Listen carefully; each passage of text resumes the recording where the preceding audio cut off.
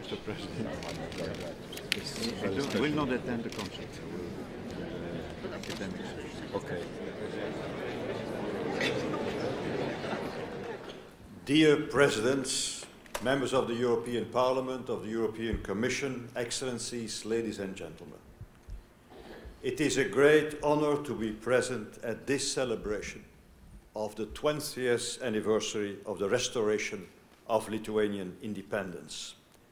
The Declaration of Independence of the 11th of March 1990 was an historic event of major importance.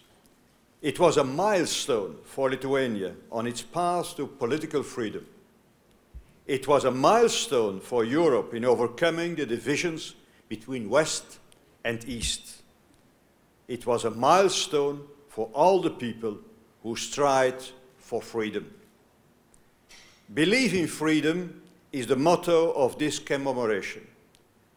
I know of few occasions in recent history where this motto would be more fitting than here today. When Lithuania's independence was taken away in 1940, your citizens never lost their belief in freedom.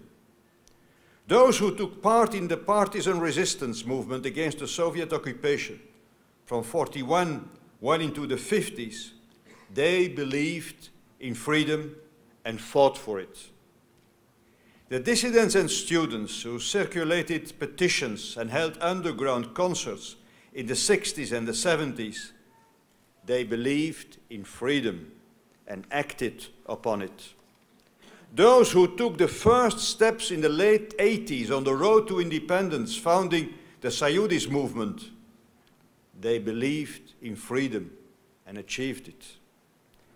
I personally have vivid memories of the images of the human chain which linked the three Baltic capitals, Vilnius, Riga and Tallinn, in August 1998. 2 million people, men and women, young and old alike, holding hands in an act of solidarity and defiance.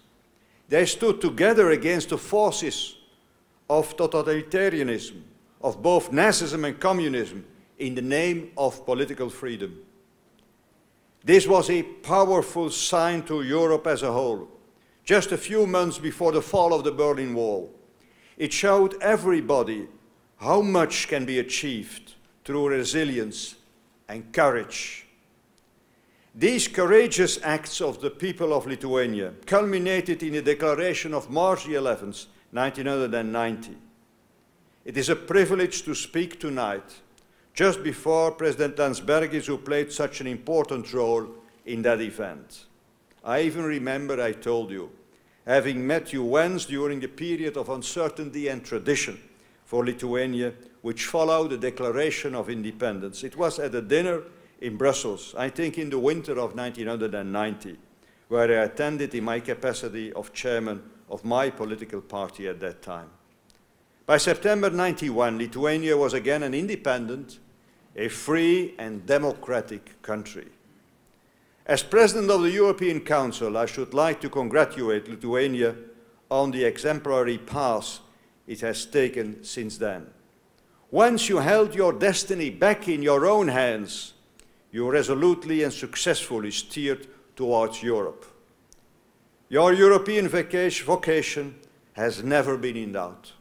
The long history and culture of Lithuania accords you your place in the family of the European states.